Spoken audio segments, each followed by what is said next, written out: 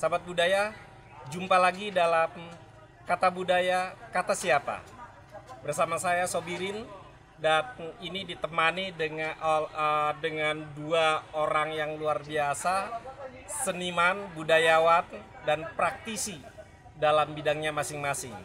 Yang pertama adalah Abah Wahyu Afandi Suradinata. Beliau adalah seorang guru tepa kujang. Apakah kujang itu, untuk apa kujang itu, nanti kita bicara lebih lanjut dengan Abah Wahyu. Dan di sebelah yang lain ada Akang Ceceng Arifin. Akang Ceceng Arifin adalah pengajar pada SMP Bakti Insani Kota Bogor. Beliau adalah seniman dalam hal yang berhubungan dengan seni petik dan seni sastra Sunda. Selamat datang Abah Wahyu, selamat datang Abah Ceceng. Boleh memperkenalkan diri.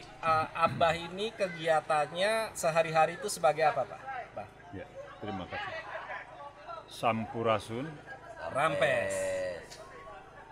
Saya perkenalkan diri saya, nama lengkap saya Wahyu Afandi Suradinata. Biasa dipanggil oleh masyarakat itu Aki Wahyu Kujang atau Abah Wahyu Kujang. Profesi saya sehari-hari itu adalah membuat pisau khas Sunda yang disebut dengan kujang. Iya, Bah. Terima kasih, Bah. Kalau Akang Ceceng, silakan perkenalkan diri. Atau nuhun. Sampurasun. Rampes. Pun sapun dina jajantung bismillah diucap lampah. Paralun mun kumalangkung palias lukak sampelak. Amit muka cupu manik astagina. Wadah rata mutiara permata budaya Sunda. Perkenalkan, nama saya Ceceng Arifin. Lebih dikenal dengan nama Kang Ceceng. Profesi saya sehari-hari selain juga mengajar di salah satu sekolah di Kota Bogor, aktif di seni padalangan wayang golek yang ada di Kota Bogor. Seperti itu. Terima kasih. Sahabat budaya, untuk mengenal lebih jauh tentang kujang sebagai senjata, kujang sebagai karya budaya, barangkali kita perlu bertanya lebih banyak dengan Abah. Bah, sejarah asal muasalnya senjata kujang itu bagaimana itu, Bah? Terima kasih. Sebelumnya saya ingin mempertegas bahwasanya kujang bukan senjata. Kami dari budayawan, seniman se-Jawa Barat sudah sepakat bahwasanya kujang itu tidak termasuk senjata. Bahkan walaupun tajam, tidak masuk dalam kategori sajam. Lebih kepada pusaka. Karena kebetulan kalau kita melihat masa lalu, kujang ini sebenarnya sudah dikenal oleh leluhur kita. Itu sudah biasa digunakan sesuai dengan fungsinya. Pada zaman kerajaan Sunda Galuh Pajajaran itu kujang dikenal ada 4 fungsi. Ya, 4 fungsi. Fungsi yang pertama itu sebagai pusaka. Nah, kalau kujang itu sebagai pusaka maka dibuat sebagus mungkin. Tetapi kita maklum, mereka atau para guru tepa, sebutan pembuat kujang itu zaman dahulu tidak mungkin membuat kujang yang bagus karena memang yang pertama barangkali bahan. Pada zaman dahulu besi itu mahal sekali. Yang kedua alatnya, begitu. Itu yang akan biarpun bagaimanapun juga mereka ingin membuat bagus, tetapi kan bahan dan alat yang sangat sederhana. Sebagus-bagusnya zaman dulu ya kita maklumi saja tidak sebagus seperti sekarang yang sudah menggunakan alat-alat modern. Kemudian fungsi yang pertama, yang kedua itu adalah sebagai pakarang. Kalau kujang itu sebagai pakarang, maka kujang itu dibuat sedemikian rupa hanya sekedar alat bela diri aja. Bukan alat perang, karena Iya, itu iya, pendek, iya, nggak mungkin iya. dipakai alat perang ya. Nah itu lalu si bilahnya itu dibalur dengan racun, itu zaman dahulu. Iya. Karena barangkali manfaatnya orang yang tergores sedikit saja bisa fatal akibatnya begitu. Kemudian fungsi yang ketiga sebagai pangarak. Nah, kalau kujang itu sebagai pangarak, maka batangnya atau landiannya, gagangnya itu panjang seperti tumbak begitu. Kemudian fungsi yang keempat itu sebagai pemangkas. Pemangkas. Kalau itu dipakai pemangkas, maka untuk memangkas, menyacar semak belukar yang akan dijadikan lahan pertanian. Nah, tentu bentuknya tidak seperti yang kita lihat sekarang. Agak beda memang sedikit. Itu ada 4 fungsi kujang itu zaman dahulu. Iya. Terus pada kesenian bentuk artistiknya kujang itu kan ada lubang-lubangnya itu. Betul. Banyaknya lubang itu menunjukkan apa, Bang? Ini kita dalam sosialisasi warisan budaya ini penting banget nih supaya generasi baru sahabat budaya kita mengetahui hal ini. Ya. Terima kasih. Tadi sudah saya sebutkan bahwa kujang zaman dahulu itu ada 4 fungsi. Iya. Ya. Nah, sekarang saya ingin menyebutkan bahwa kujang menurut pantun Bogor. Pantun Bogor itu biasa juga dahulu disebut pantun Pajajaran. Iya. Atau juga bisa juga sebagai sumber sejarah Sunda. Betul. Sumber sejarah Bogor. Iya. Ya, dulu itu namanya pantun Pajajaran dulu namanya. Di dalam pantun Pajajaran atau dalam pantun Bogor itu ada 6 jenis kujang. Iya. Ya, masing-masing kujang itu sesuai dengan jenisnya itu siapa dulu yang pegangnya sebagai simbol. Yaitu para pemegangnya adalah para pejabat kerajaan.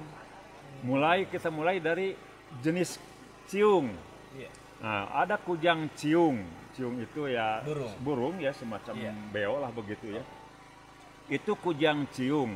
Matanya dari 3, 5, 7, 9. Jadi ganjil tuh. Ganjil semua kalau kujang ciung. Nah, itu banyaknya mata itu menunjukkan strata atau pangkat siapa yang megang di kerajaan itu. Kemudian ada kujang kuntul. Kujang burung juga. Kuntul burung, burung. ya lebih kecil dari bango ya. Iya. Warnanya putih, biasa ada di sawah begitu. Nah, itu pegangan atau simbol para patih dan mantri, pembantu-pembantu raja. Iya. Kemudian ada kujang jago. Kujang jago itu ayam jago. Hayam. Ya. Itu adalah simbol atau pegangan para balapati. Balapati itu para panglima perang. Dan para lulugu. Lulugu itu adalah komandan-komandan pasukannya. Kemudian ada kujang naga. Kujang naga ini simbol atau ageman para kanduru. Kanduru itu kepercayaan raja. Bisa pangeran, bisa bukan pangeran. Ya. Itu matanya dari 2, 4, 6, 8. Genap semua. Maaf, tadi kujang jago juga mulai dari 4, 6, 8. Genap. Kalau kuntul tetap 4, tidak ada perubahan matanya. Kemudian ada kujang badak. Kujang badak itu adalah ageman para sarawarsa. Sarawarsa itu para prajurit. Ya, tukang panah, tukang tumbak, ya, sarapala, tukang panah. Kemudian ada kujang bangkong. Kujang bangkong ini simbol para guru. Matanya mulai dari 1, 3, 5, 7, 9. Ganjil semua. Nah, simbol para guru. Nah, guru itu ahli. Ya. Beda lagi dengan para kujang ciung. Ada juga pegangan guru agama namanya. Itu matanya 7. Nah, itu Kemudian yang terakhir ada kujang wayang. Kujang wayang. Tetapi kujang wayang ini tidak tertulis dalam kitab Pantun Bogor. Itu Pada waktu tahun 2013 saya juga ikut serta dalam seminar kecil diskusi tentang kujang yang akan dihakikan. Dari 6 itu ada tambahan 1 yaitu kujang wayang. Dulu saya menolak. Kenapa? Yaitu bentuknya seperti wayang tipis. Karena gini, menurut pendapat kami itu wayang itu bukan ciri khas budaya Sunda asli. Itu pengaruh Jawa. Cuma ada kebetulan di Sunda ada mapet, ya boneka, wayang golek. Nah di Sunda ciri khasnya wayang golek. Dulu saya tentang masuknya kujang wayang itu karena memang, tetapi karena semua para kolektor di setiap museum ada kujang wayang, jadi para kolektor kujang waktu itu menyatakan bahwa ini harus masuk. Dari 6 itu yang sumbernya di Pantun Bogor harus masuk, tambah 1 jadi kujang wayang. Saya kalah karena memang mereka pada punya kujang wayang dan di setiap museum ada. Jadi sampai sekarang kujang ada 7 jenis sudah diketok palu sebagai folklor Jawa Barat dan diajukan ke UNESCO. Tertarik sekali tadi pada kujang kuntul yang matanya 4 itu yang menjadi simbol kota Bogor sekarang itu. Betul. Tapi sebelum itu saya pengen tahu tentang tadi pantun Bogor. Pantun Bogor. Sebagai seorang pendidik nih, Kang Aceng itu kira-kira bagaimana sih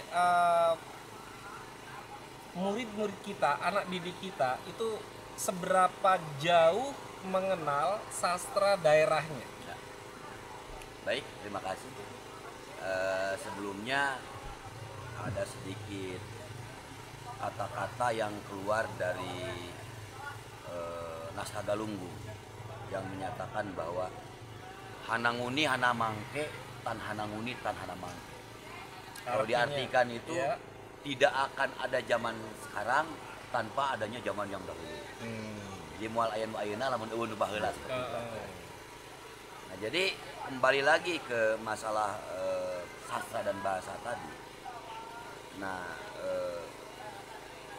bahasa Sunda dalam hal ini bahasa yang ada di Parahyangan, di Pasundan itu memang ada unsur-unsur dari budaya Mataram sebetulnya. Ya, karena ada istilah undak usuk bahasa tadi. Mataram yang Muslim. Ya. Iya. Jadi sebetulnya kalau memang asli melihat dari sastra Sunda yang memang benar-benar Bogor, nah itu tidak termasuk ke dalam sastra-sastra yang tadi. Makanya ada istilah daerah Priangan. Nah, Priangan itu seperti Bandung, Cianjur, Sumedang, Sukabumi, Garut, Tasikmalaya, Ciamis itu Priangan. Nah kalau Bogor ini udah maksudnya udah bukan Priangan dan bahasanya pun berbeda. Nah kemudian kembali lagi ke generasi muda tadi, kesenian tradisional salah satunya adalah pantun tadi. Itu salah satu seni yang paling tua di antara kesenian tradisional Jawa Barat. Itu hanya kesenian pantun yang pertama itu ada, makanya disebutnya kesenian pantun buhun atau pantun beton. Nah dalam cerita pantun itu tentunya nilai-nilai sastra itu sangat lekat, sangat nampak dalam bahasa-bahasa. Nah istilahnya seperti ada purwaka atau bubuka, ada murwanya, ada nyandranya. Nah itu mungkin dari situ maka adalah kesenian-kesenian wayang tadi. Nah jadi timbul adanya wayang, adanya bahasa-bahasa sastra, mungkin dari cerita pantun tadi, bahasa-bahasanya yang dikemas demikian rupa sehingga menjadi bahasa-bahasa yang memang tidak umum untuk dijadikan bahan dialog masyarakat sekarang. Iya. Terus begini, Kang Ceceng, bagaimana mensosialisasikan? Barangkali ini pertanyaan yang terakhir nih. Bagaimana mensosialisasikan kesenian pantun pada generasi muda yang kayaknya sudah tercerabut banyak dari akar budayanya nih? Betul. Pertanyaan yang sangat menarik. Tadi saya lihat penampilan pantun tuh saya sangat miris ya. Kalau selamanya kesenian pantun seperti itu, anak muda atau generasi muda tidak akan merespon atau tidak akan tertarik. Apa bahasanya juga tidak dimengerti, kemudian alat musik yang dibawakan juga tidak menggugah selera mereka gitu. Nah mungkin ke depan ini cerita pantun ini mungkin bisa saja dikolaborasi dengan alat-alat musik yang lain, yang kekinian, kemudian bahasa-bahasa juga yang sederhana, yang bisa diterima oleh anak-anak muda, kemudian juga diselipi dengan cerita-cerita yang sifatnya komedi. Betul. Kalau tidak ada komedi yang namanya satu pertunjukan itu punten, kalau untuk ukuran sekarang itu garing cek istilah baru udah kayak namanya. Makanya unsur-unsur komedi dalam ini dikemas, tapi tidak terlepas dari nilai-nilai tradisinya yaitu pantun tadi. Ada kacapi, ada tiul atau alat musik yang lainnya. Mungkin lebih diinovasi lah. Ya, kreativitas seniman mengangkat cerita pantun itu harus benar-benar nampak gitu ya. Supaya disukai oleh anak-anak muda seperti itu kira-kira. Nah, kalau Abah Wahyu, kan kesenian kujang, kesenian teknologi kujang itu kan hubungannya tadi dengan profesi-profesi dan status sosial tertentu. Bagaimana kira-kira mensosialisasikan pada generasi muda sekarang supaya mereka lebih aware? Ya, terima kasih. Hampir setiap minggu itu ada kelompok-kelompok pemuda, generasi muda. Hampir satu minggu ada 2-3 kelompok pemuda dari berbagai kalangan. Ada dari komunitas, mahasiswa dan pelajar. Mereka banyak ingin tahu tentang kujang sebagai warisan leluhur bangsa Indonesia, khususnya etnik Sunda. Saya selalu bilang kepada mereka bahwa kita ini boleh pinter, boleh modern, tetapi jangan meninggalkan kearifan lokal. Nah, dalam saya membuat kujang dari tahun 1995 sampai sekarang tidak henti. Dulu saya profesi sebagai pengajar, juga saya mulai mengkomersilkan kujang ini tahun 2005 lah. Ya, saya punya panepaan namanya panepaan Kujang Pajajaran. Itu saya punya visi. Bahwasanya kujang harus menjadi milik bangsa Indonesia. Sudah mulai. Sekarang ada orang Aceh, ada orang Batak, orang Minang, sampai ke Sulawesi Tenggara itu banyak yang senang, banyak yang pesan kujang kepada saya. Nah, visi saya harus menjadi milik bangsa Indonesia, sama seperti keris, sama seperti rencong dan mandau itu sudah menjadi milik nasional. Betul. Nah, satu itu. Kedua, misi saya mengedukasi kepada mereka, jangankan orang non Sunda, orang Sunda sendiri banyak yang ngerti tentang kujang. Jadi saya terus memberikan edukasi, pencerahan lah, ya begitu kira-kira ya kujang ini ternyata tidak seperti gambar itu saja, ya kujang ini seperti ini dan ada fungsinya. Kemudian siapa yang megangnya? Karena zaman dulu itu kujang bukan pegangan rakyat biasa, hanya sebagai pegangan para inohong atau para gegeden ya di kerajaan. Begitu Pajajaran bubar tahun 1579, ya abad 16 ya, itu tidak, para guru tepa itu tidak lagi memproduksi kujang. Buat apa bikin kujang? Sebab yang memegangnya sudah tidak ada. Makanya menurut catatan Insinyur S. Isnu dari Solo, beliau itu mengaku keturunan guru tepa dari Galuh entah keberapa. Beliau menyatakan bahwasanya menurut ceritanya itu ada 80 guru tepa yang eksodus dari Jawa Barat, dari tanah Sunda ke timur. Di sana dirawati oleh para bupati-bupati dan raja-raja Jawa. Lalu di sana diperintahkan untuk membuat keris, karena kalau membuat kujang mereka tidak mau. Nah seperti itu kira-kira. Terakhir, kira-kira ini untuk sobat budaya, Kang Ceceng, quote apa yang bisa Kang Ceceng berikan pada saat sekarang dalam rangka pelindungan warisan budaya? Baik, terima kasih sahabat budaya. Ada satu kata yang bijak dari salah seorang tokoh seniman Jawa Barat, punten ku abdi sebat namina almarhum Bapak Haji Asep Sundandar Sundarya, orang dalang dari Bandung. Beliau menyatakan bahwa martabat suatu bangsa itu diukur oleh budayanya. Kalau budayanya rusak, yakin bangsa itu bakal acak-acakan. Nah, mungkin saya secara pribadi berpesan kepada anak-anak generasi muda sekarang yang milenial atau generasi milenial, jangan melupakan nilai-nilai kearifan lokal atau budaya. Sebab kalau kita mencintai budaya kita, yakin bangsa manapun akan menghormati bangsa kita, akan menghormati budaya kita. Saya yakin dari Sabang sampai Merauke, Indonesia kaya akan budaya. Jawa Barat dengan kujangnya, Jawa Barat dengan kesenian tradisionalnya, tentunya Jawa Barat dengan alamnya yang sangat indah. Itu perlu kita jaga dan kita lestarikan. Terima kasih. Abah Wahyu, quote untuk Sobat Budaya kali ini. Ya, ya terima kasih. Saya kira sama seperti anak saya ini, Dalang Ceceng. Harapan kami sebagai yang tua, kan tadi saya ulang lagi, barangkali kita boleh modern, boleh pintar, tetapi jangan meninggalkan kearifan lokal.